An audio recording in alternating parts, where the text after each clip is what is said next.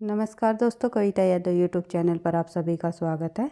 संपूर्ण हिंदी साहित्य के प्रश्नों की जो हमारी 1000 प्रश्नों की सीरीज चली हुई है, उन्हीं को आगे बढ़ाते हुए आज की क्लास में हम करेंगे प्रश्न संख्या 301 से 320 तक 20 प्रश्नों को व्याख्या सहित करने की कोशिश करेंगे। और जो हमारी क्लासेस चली हुई है हर रोज़ हिंदी साहित्य से संबंधित, उनमें हम एक एक टॉपिक के सभी तथ्यों को समझते हुए अपनी तैयारी को आगे बढ़ा रहे हैं। जैसे ही हमारा टॉपिक कंप्लीट होता है, जैसे हमारा भक्ति काल के अंतर्गत निर्गुण काव्यधारा के हमने पढ़ा, जिसमें हमने संत काव्यधारा और सूफी काव्यधारा को समझा, साथ साथ उसके सभी प्रश्न उत्तरों को भी हम करते हुए अपनी तैयारी को आगे बढ़ा रहे हैं, ताकि जब हमारा टॉपिक कंप्लीट हो जाए तो हम अधिक से अधिक प्रश्न उत्तरों के साथ अपनी तैयारी को आगे बढ़ाएं। तो हर सैटरडे संडे हम संपूर्ण साहित्य के प्रश्नों की सीरीज को चला रही है, और अदर डेज जो है हम टॉपिक वाइज पढ़ते हुए समझते हुए प्रश्न उत्तरों सहित अपनी क्लास को आगे बढ़ा रही है।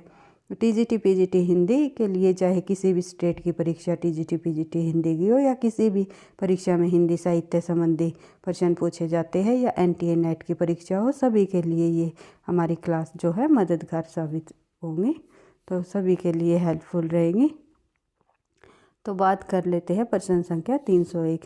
भाई, किसी के पास जादू की छड़ी नहीं है कि एक बार घुमा दे और आपको सफलता मिल जाए। तो यही सफलता का एक मूल राज यही है कि निरंतर अभ्यास ही सफलता का राज है। मैं बार बार आप लोगों को बताती हूँ, आप अधिक से अधिक प्रश्नों को सोल्व करोगे और टॉपिक वाइज समझते हुए पढ़ते हुए करोगे तो अवश्य ही आपको सफलता मिलेगी। कुछ दिनों में तैयारी नहीं होती, कई महीनों में तैयारी होती है। तो निरंतरता के साथ आप लगे रहो और अपनी तैयारी को आगे बढ़ाते रहो। तो देख लेते हैं प्रश्न संख्या 301। रामचरितमानस के कितने कांड हैं? रामचरितमानस में कितने कांड है? तो रामचरितमानस तुलसीदास जी का जो महाकाव्य है, उसमें कितने कांड है पूछा हुआ है। तो 7 कांड बताए जाते हैं। रामचरितमानस में 7 कांड है। कौन कौन से कांड है देख लेते हैं। रामचरितमानस को गोस्वामी तुलसीदास जी ने 7 कांडों में विभक्त किया है। इन 7 कांडों के नाम है बालकांड, अयोध्याकांड, अरण्यकांड, किष्किंधाकांड, सुंदरकांड, लंकाकांड। लंकाकांड को युद्धकांड के नाम से भी जाना जाता है, और उत्तरकांड। ये 7 कांड है। कई बार परीक्षाओं में पूछे जाते हैं इनमें से कौन सा कांड रामचरितमानस के कांड में शामिल नहीं है, या फिर ये भी पूछ लिया जाता है इनको क्रम वाइज लगाओ। तो क्रम वाइज से कई बार परीक्षा प्रश्न आया है कि रामचरितमानस के सभी कांडों को क्रमानुसार लगाइए। तो इस प्रकार से आपको ध्यान रखना है। बार बार रिवीजन से ही आपको तथ्य याद रहेंगे। मेरा मानना है कि जब हम बार बार एक प्रश्न को बार बार पढ़ते हैं तभी हमें याद रह पाते हैं। तो बात कर लेते हैं प्रश्न संख्या 302। निर्मल वर्मा का पहला कहानी संग्रह कौन सा है? तो निर्मल वर्मा का पहला कहानी संग्रह जो है वो है परिंदे, जो कि 1859 ईस्वी में प्रकाशित हुआ। बढ़ते हैं आगे। प्रश्न संख्या 303। सरस्वती पत्रिका का प्रकाशन वर्ष क्या था? आप लोगों को पता है सरस्वती पत्रिका का प्रकाशन वर्ष रहा है 1900 ईस्वी। 1903 में जो है महावीर प्रसाद द्विवेदी ने सरस्वती पत्रिका का जो प्रकाशन संभाला था, और 1900 ईस्वी में प्रथम बार सरस्वती पत्रिका का प्रकाशन किया गया, जिसके जो संपादक जो रहे थे वो रहे थे चिंतामणि घोष। चिंतामणि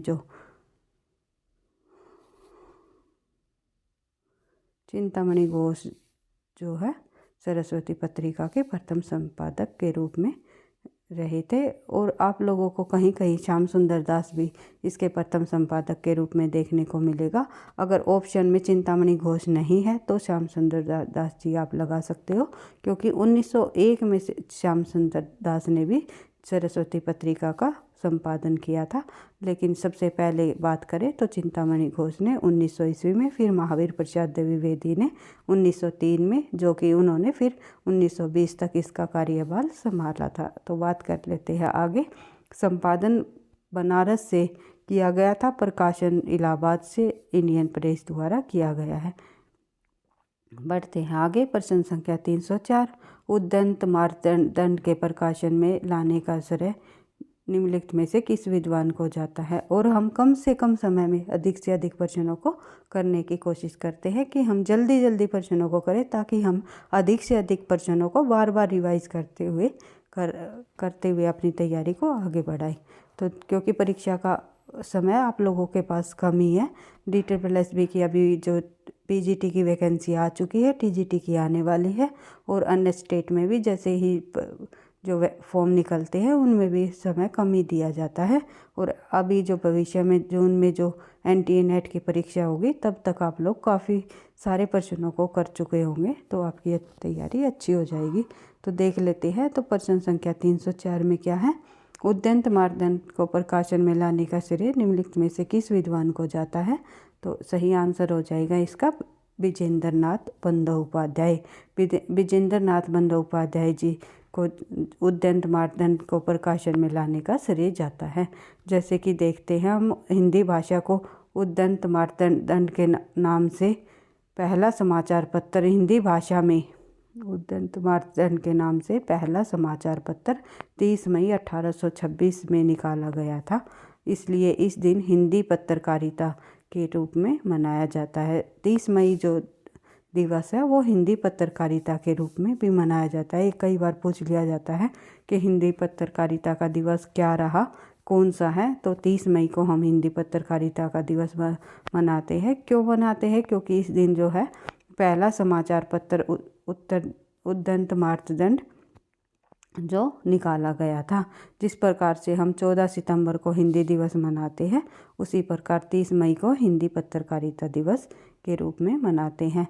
पंडित जुगल किशोर ने इसे कलकत्ता से एक साप्ताहिक समाचार पत्र के तौर पर शुरू किया है। इसके प्रकाशक और संपादक वे खुद रहे। जो इस पत्र के प्रकाशक और संपादक जो है दोनों वे खुद रहे। कौन? पंडित जुगल किशोर जी।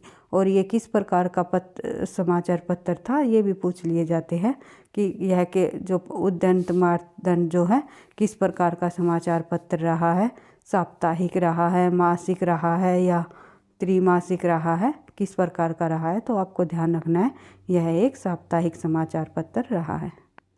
बढ़ते हैं आगे। झूठा सच। झूठा सच किस शहर का वर्णन है? झूठा सच जो उपन्यास है उसमें किस शहर का वर्णन है? तो आप लोगों को पता ही है, झूठा शहर में जो है कानपुर शहर का वर्णन की। एक सेकंड भाई, फिर आपको ध्यान रखना ये पूछा हुआ वर्णन नहीं है, किस शहर का वर्णन नहीं है। नहीं पर बिल्कुल आपको ध्यान रखना है भाई। मैं बार बार बताती हूँ इस बात को कि जब हम प्रश्नों को जल्दी जल्दी थोड़ा सा, क्योंकि एग्ज़ाम का प्रेशर भी हमारे सामने हो जाता है, तो हम प्रश्नों को जब पढ़ते हैं तो कुछ शब्द तो ऐसे ही होते हैं कि हमें दिखाई नहीं देते। जैसे कि मैंने अभी गलती कर दी कि इसमें ये पूछा हुआ है झूठा सच किस शहर के का वर्णन नहीं किया गया। किसका वर्णन नहीं किया गया? इसमें कानपुर शहर का वर्णन नहीं किया गया। जालंधर, लखनऊ और नैनीताल तीनों का वर्णन इसमें दिखाया गया है। यशपाल जी का जो है झूठा सच उपन्यास बड़ा प्रसिद्ध उपन्यास रहा है। आप लोगों को ध्यान रखना है। एक सेकंड, क्योंकि आपका एग्ज़ाम 0.5 नेगेटिव मार्किंग के साथ होगा। 4 प्रश्नों पर 1 नंबर कट जाएगा अगर गलत होंगे। तो बिल्कुल ध्यान से प्रश्न को पढ़ना है। तो मैंने भी थोड़ा सा यहाँ पर एक मिस्टेक कर दी कि झूठा सच किस शहर का वर्णन नहीं है। इसमें से किस शहर का वर्णन झूठा सच उपन्यास में नहीं किया गया, ये पूछा हुआ है। तो आपको ध्यान रखना है कानपुर का वर्णन इसमें नहीं किया गया। ध्यान रखना है झूठा सच उपन्यास में कानपुर शहर का वर्णन नहीं किया गया। झूठा सच उपन्यास में जालंधर, लखनऊ, नैनीताल का वर्णन किया गया है। झूठा सच उपन्यास जो है यशपाल जी का 7वां उपन्यास है। दादा कामरेड, देशद्रोही, दिव्या, पार्टी कामरेड, मनुष्य के रूप, अमिता, 12 घंटे, अप्सरा का शाप, क्यों फंसे, तेरी मेरी उसकी बात उपन्यास यशपाल जी के है।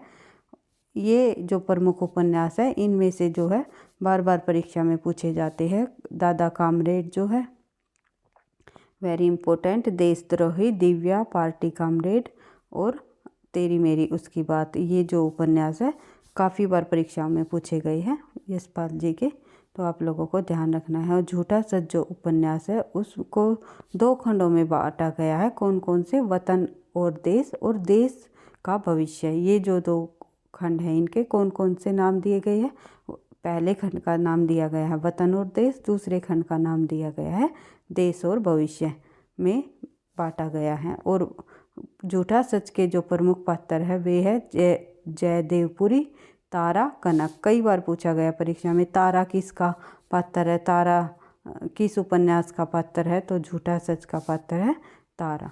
आपको ध्यान रखना है। मिलान में भी आ सकते हैं पात्रों से संबंधित, अगर मिलान से प्रश्न पूछ लिया जाए या फिर ये पूछ लिया जाए झूठा सच उपन्यास से संबंधित कौन सा तथ्य असत्य है, तो आपको बिल्कुल सभी तथ्यों को ध्यान रखना है कि झूठा सच जो है 2 खंडों में बांटा गया है। कौन कौन सा, वतन और देश, देश का भविष्य, और इन शहरों का इसमें वर्णन किया गया है। बढ़ते हैं आगे। चंद्रदेव से मेरी बातें। चंद्रदेव से मेरी बातें शीर्षक कहानी सर्वप्रथम किस वर्ष प्रकाशित की गई? जो चंद्रदेव से मेरी बातें शीर्षक से जो है कहानी प्रकाशित की गई वो की गई 1904 ईस्वी में। तो देख लेते हैं एक बार इसके और अन्य तथ्य को कि चंद्रदेव से मेरी बातें जो है राजेंद्र बाला घोष की बंग महिला की कहानी है। तो उसमें हम देख लेते हैं अन्य तथ्य क्या रहेंगे। चंद्रदेव से मेरी बातें शीर्षक कहानी सर्वप्रथम 1904 में प्रकाशित की गई।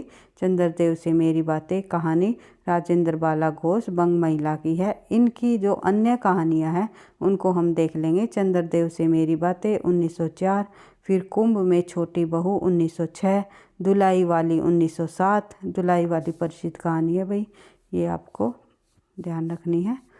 दुलाई वाली का जो समय है 1907, फिर दालिया जो है 1909 इत्यादि। सरस्वती पत्रिका से में ये प्रकाशित की गई।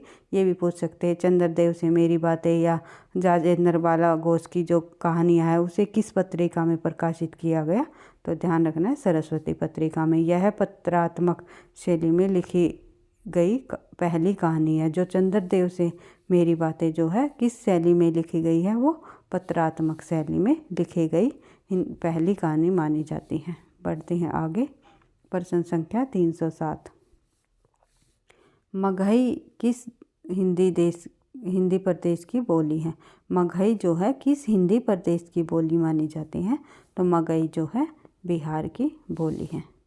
देख लेते हैं और अन्य जो बोलियां हैं। हिंदी की अनेक बोलियां हैं, यानी कि बोलियां यानी उपभाषाएं भी कह सकते हैं इनको। भारत में कुल 18 बोलियां हैं। इसमें से अवधी, ब्रजभाषा, कन्नौजी, बुंदेली, बघेली, हाड़ौती, भोजपुरी, हरियाणवी, राजस्थानी, छत्तीसगढ़ी, मालवी, नागपुरी, खोरठा, पंच परगनिया, कुमाऊनी, मगही आदि प्रमुख हैं। इनमें से कुछ में अत्यंत उच्च श्रेणी के साहित्य की रचना की गई, जैसे कि ब्रजभाषा में, अवधी में जो है साहित्य की रचना की गई है। ऐसी बोलियों में ब्रजभाषा और अवधी प्रमुख हैं, आप लोग देख सकते हो। बढ़ते हैं आगे। प्रश्न संख्या 308। 308 में हम देखते हैं भाषा के पारिवारिक वर्गीकरण का आधार है। तो भाषा के पारिवारिक वर्गीकरण का आधार क्या माना जाता है, तो इतिहास माना जाता है भाषा के पारिवारिक वर्गीकरण का आधार। बढ़ते हैं आगे। प्रश्न संख्या 309। इनमें से कौन सी पत्रिका मासिक नहीं है? इनमें से कौन सी पत्रिका मासिक नहीं है, तो जो है मैंने अभी आपको बताया था कि ये पूछ लिया जाता है कौन सी पत्रिका मासिक है या त्रैमासिक है, साप्ताहिक है, इस प्रकार से प्रश्न पूछे जाते हैं। तो जो नागरिक प्रचारिणी पत्रिका जो है काशी से प्रकाशित हुई, तो वो जो पत्रिका है वो त्रैमासिक है, ना कि मासिक। बालबोधिनी, हिंदी प्रदीप, सरस्वती, तीनों की तीनों जो है मासिक पत्रिका रही है। और आप लोग ये देखो सरस्वती पत्रिका जो प्रकाशित की गई थी वो 1900 ईस्वी में जब की गई थी, तो एक मासिक पत्रिका के रूप में रही है। और उद्यंत मानदंड की जब हम बात करें तो वो किस प्रकार का समाचार पत्र रहा था, वो साप्ताहिक रहा था। ये आपको ध्यान रखना है। नागरिक प्रचारिणी पत्रिका हिंदी की त्रैमासिक पत्रिका थी। श्याम सुंदर दास, महोपाध्याय, सुधाकर द्विवेदी, कालिदास और राधा कृष्ण दास इनके संस्थापक रहे हैं नागरिक प्रचारिणी पत्रिका के। बढ़ते हैं आगे। प्रश्न संख्या 310। पुरुष परीक्षा किस कवि की रचना है? पुरुष परीक्षा पूछी हुई है, किस कवि की रचना है, तो आपको पता है पुरुष परीक्षा जो है विद्यापति जी की रचना है। विद्यापति की पदावली, कीर्तिलता, कीर्ति पताका, पुरुष परीक्षा, भू परिक्रमा, लिखनावली, पदावली। विद्यापति ने संस्कृत, अवहट और मैथिली तीनों भाषाओं में रचनाएं लिखी है। इनकी जो है पदावली जो है मैथिली भाषा की रचना है और जो है अवहट में लिखी इन्होंने कीर्तिलता और कीर्ति पताका। बढ़ते हैं आगे। निम्नलिखित में से कौन सा उपन्यास काशीनाथ सिंह का है? इनमें से कौन सा उपन्यास जो है काशीनाथ सिंह का है? तो हमारा सही आंसर हो जाएगा रेहन पर रघु। रेहन पर रघु जो उपन्यास है वो काशीनाथ सिंह का है। देख लेते हैं एक ब्रेक के बाद। चाक ग्लोबल गांव के देवता। ग्लोबल गांव के देवता जो है किस प्रकार का किस लेखक के उपन्यास है? ये भी किसके है देख लेते हैं। जो एक ब्रेक के बाद जो है अलका सारवागी का है। चाक जो है मैत्री पुष्पा का और ग्लोबल गांव के देवता जो है वो है रणेंद्र जी का। पढ़ते हैं आगे। प्रश्न संख्या 312। आचार्य भरत मुनि के रस सूत्र के व्याख्याता शंकुक के सिद्धांत का नाम बताइए। तो आचार्य भरत मुनि के 4 व्याख्याता रहे हैं रस सूत्र के। जो आचार्य भरत मुनि ने रस सूत्र दिया है तो रस सूत्र के 4 व्याख्याता रहे हैं। कौन कौन से? जो है एक रहे हैं आचार्य शंकुक, एक रहे आचार्य भट्टलोलट, फिर भट्टनायक, अभिनवगुप्त। ये 4 आचार्यों के नाम आते हैं। उन्होंने अपने अपने सिद्धांत दिए हैं। वे कौन कौन किस आचार्य का क्या सिद्धांत रहा है ये हम एक बार से देख लेते हैं। तो आचार्य शंकुक का सिद्धांत इसमें पूछा हुआ है। तो शंकुक का सिद्धांत हो जाएगा इसमें हमारा सही आंसर हो जाएगा अनुमितिवाद। ये हमारा सही आंसर हो जाएगा। तो देख लेते हैं और अन्य आचार्यों के सिद्धांत। भट्टलोलट, आचार्य शंकु, भट्टनायक, अभिनवगुप्त भरत मुनि के रस सूत्र के प्रमुख 4 व्याख्याता रहे हैं। शंकुक अनुमितिवाद के न्याय मतानुसारी सिद्धांत माना है इन्होंने। इसका कारण उसका अनुमिति प्रदान होना ही है। भट्टलोलट का उत्पत्तिवाद जिसे हम आरोपवाद के नाम से भी जानते हैं। शंकुक का जो है अनुमितिवाद जिसे हम अनुमानवाद के नाम से भी जानते हैं। भट्टनायक का भुक्तिवाद जिसे हम भोगवाद भी कह सकते हैं। अभिनवगुप्त का जो है अभिव्यक्तिवाद। बात कर लेते हैं प्रश्न संख्या 313। 313 में है निजाद बालबोधिनी मासिक पत्रिका के संपादक थे। तो कौन थे बालबोधिनी मासिक पत्रिका के संपादक जो थे? वे रहे हैं, एक सेकंड भाई, बालबोधिनी पत्रिका मासिक पत्रिका के संपादक थे वे थे भारतेंदु जी। थोड़ा सा ये टाइपिंग मिस्टेक हो गया, ये शब्द नहीं आएगा। तो देख लेते हैं आगे।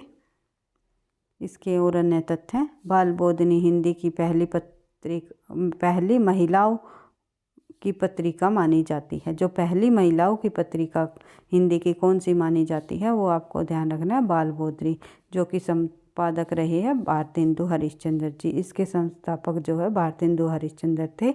इस पत्रिका का प्रकाशन 1874 ईस्वी में हुआ था। 4 वर्ष तक नियमित प्रकाशन के उपरांत यह बंद हो गई थी। ये भी आपको ध्यान रखना है। भारतेंदु जी ने कई पत्रिकाओं का संपादन किया था, जैसे कि हरिश्चंद्र पत्रिका, जिनका नाम हरिश्चंद्र मैगजीन से हरिश्चंद्र पत्रिका रख दिया गया था, और भी कई अन्य पत्रिकाएं इन्होंने संपादन किया था। तो भारतेंदु जी नाटक, निबंध लेखन के साथ साथ ये एक संपादक के रूप में कवि रहे थे। तो उन्होंने कम आयु में और बहुत अपने जीवन के कुछ ही दिनों में काफ़ी प्रसिद्धि प्राप्त कर ली थी। तो कई सारे तथ्य भारतेंदु जी से संबंधित पूछे जाते हैं। जब हम तथ्यों को करेंगे, कंटेंट को, तो एक एक कवि को एक एक जो टॉपिक के सभी तथ्यों को बिल्कुल डिटेल से समझते हुए करेंगे। और इन्हीं तथ्यों में से, इन्हीं प्रश्नों में से परीक्षाओं में प्रश्न पूछे जाते हैं। आप पिछले सालों के प्रश्न पत्रों को उठा करके देखोगे तो इसी प्रकार से प्रश्न पूछे जाते हैं। तो देख लेते हैं प्रश्न संख्या 314। 314 में हम देखते हैं जयवर्धमान नाटक के लेखक कौन है। तो जयवर्धमान नाटक जो है वो रहा है जयशंकर प्रसाद जी का। एक सेकंड भाई। जयवर्धमान जो नाटक वो रहा है वो डॉक्टर राम कुमार वर्मा जी का रहा है। भाई गलती से जयशंकर प्रसाद का देख लिया मैंने। तो जयवर्धमान नाटक के लेखक वो है राम कुमार वर्मा।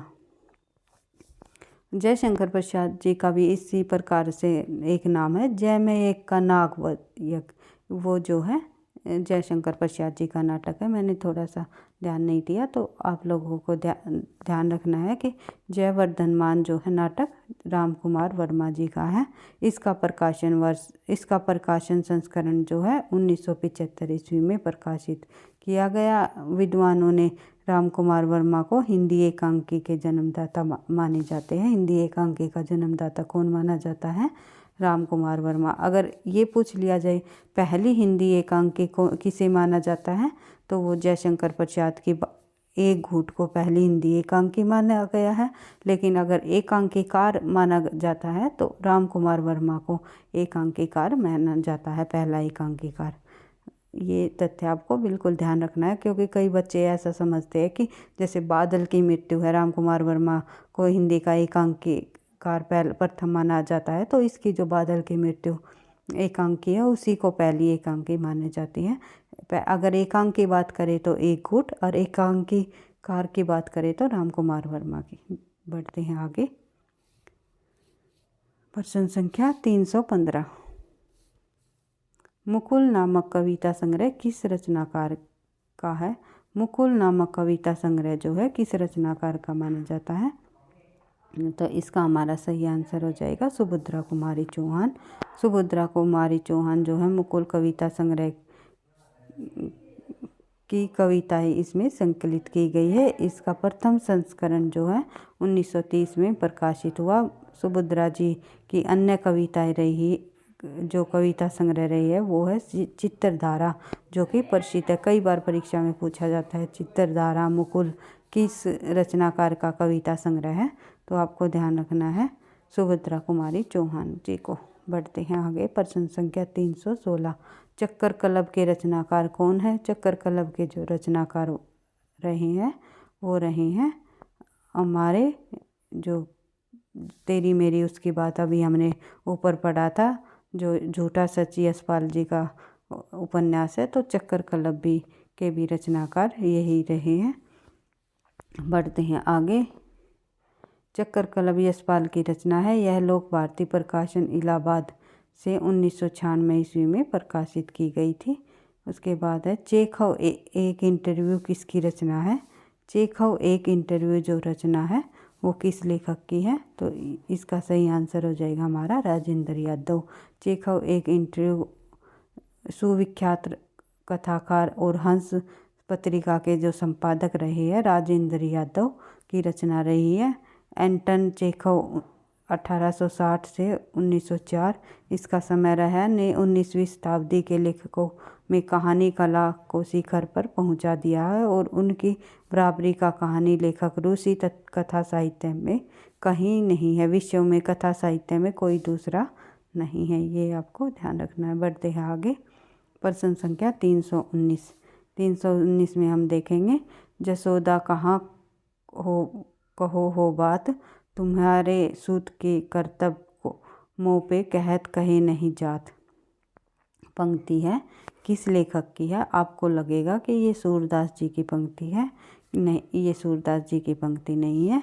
जो ये है ये चतुर्भुजदास जी की पंक्ति रही है, क्योंकि आप जशोदा कहना से जो ये श्री कृष्ण से संबंधित पदों को देखते हो तो हमारा सारा का सारा ध्यान जो है सूरदास जी की तरफ चला जाता है। तो ये जो पंक्ति है प्रसिद्ध पंक्ति है, कई बार परीक्षाओं में पूछे जाते हैं। अष्टछाप के सभी कवियों ने जो कृष्ण संबंधी पद लिखे हैं काफ़ी प्रसिद्ध पद रहे हैं उनके, काफ़ी प्रसिद्ध कविताएं काव्य रचे हैं इन्होंने। तो चतुर्भुजदास जी ने ये पंक्ति लिखी है। जसोदा कहा कहो हो बात, तुमरे सूत के कर्तव्य मुँह पे कहत कहे नहीं जात। मुझसे तुम्हारे सूत के कर्तव्य कहे नहीं जाते, क्या बात मैं तुम्हें बताऊं, क्या कहूं श्री कृष्ण के बारे में, मतलब तुम्हारे कान्हा के बारे में मैं क्या कहूं। शिकायत लेकर के एक जो गोपी है यशोदा के घर जाती हैं। तो ये पंक्ति जो है चतुर्भुज दास द्वारा लिखी गई है। तो इन काव्य पंक्तियों के रचनाकार चतुर्भुज दास है। ये कुम्भन दास के पुत्र विठलनाथ के शिष्य थे। जो कुम्भन दास के पुत्र रहे हैं कौन? चतुर्भुज दास। अगर ये भी पूछ लिया जाता है परीक्षा में, जो दो जोड़े बना दिए जाते हैं, इनमें से किसका बाप बेटे का संबंध है या पिता पुत्र का संबंध है, तो आपको ध्यान रखना है चतुर्भुज दास जो है कुम्भन दास जी के पुत्र थे, विठलनाथ के शिष्य रहे हैं और अष्टछाप के कवियों में इनका स्थान रहा है। दुआ दस यश भक्ति प्रताप हितजू को मंगल, हितजू को मंगल दुआ दस यश भक्ति प्रताप कई बार परीक्षाओं में पूछी गई है। तो आपको ध्यान रखना है चतुर्भुज दास की प्रसिद्ध रचनाएं हैं। इसके बाद बात करें प्रश्न संख्या 320, हमारा अंतिम प्रश्न है आज की सीरीज का। तो देख लेते हैं महात्मा गांधी के जीवन पर आधारित उपन्यास कौन सा है। तो पहला गिरमिटिया जो है महात्मा गांधी जी के, जो कि गिरिराज किशोर द्वारा रचित है, जीवन पर आधारित हिंदी का उपन्यास माना जाता है। इसमें महात्मा गांधी पर आधारित है। इसका जो नायक है, कई बार ये मोहनदास जो है ये पूछ लिया जाता है, मोहनदास निम्नलिखित में से किस उपन्यास का नायक है। तो आपको ध्यान रखना है पहला गिरमिटिया उपन्यास, जो कि महात्मा गांधी के जीवन पर आधारित उपन्यास है। मोहनदास इसका प्रसिद्ध नायक है, पात्र के रूप में आप कह सकते हो, नायक के रूप में कह सकते हो। तो आपको ध्यान रखना है गिरिराज किशोर का पहला गिरमिटिया उपन्यास का नायक कौन है? मोहनदास। तो आपको ध्यान रखना है। इसी प्रकार से अपनी तैयारी को आगे बढ़ाते हुए कंटिन्यूटी के साथ, निरंतरता के साथ अपनी क्लास को हम आगे बढ़ाते रहेंगे, अपनी परीक्षाओं की तैयारी करते रहेंगे। टीजीटी पीजीटी हिंदी की जो हमारी DSSB का अभी टारगेट है कि DSSB की अभी टीजीटी पीजीटी की वैकेंसी आने वाली है। इन्हीं के पाठ्यक्रम के अनुसार हम एक एक टॉपिक को तथ्यों के सहित करते हुए अपनी तैयारी को आगे बढ़ाएं। तो वीडियो पसंद आई आपको तो लाइक करना, दोस्तों के साथ शेयर करना, चैनल पर पहली बार हो तो सब्सक्राइब कर लेना, ताकि नोटिफिकेशन आपको समय पर मिलता रहे। पढ़ते रहना, आगे बढ़ते रहना। थैंक यू, धन्यवाद।